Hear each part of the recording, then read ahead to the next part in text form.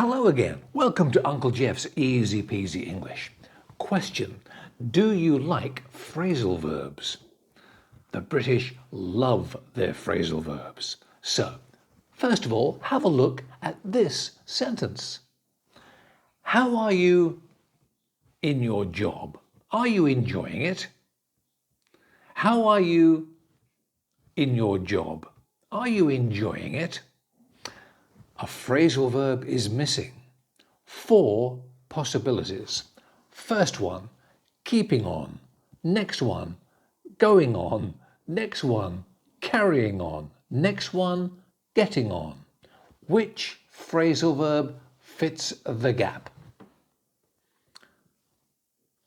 The answer is getting on.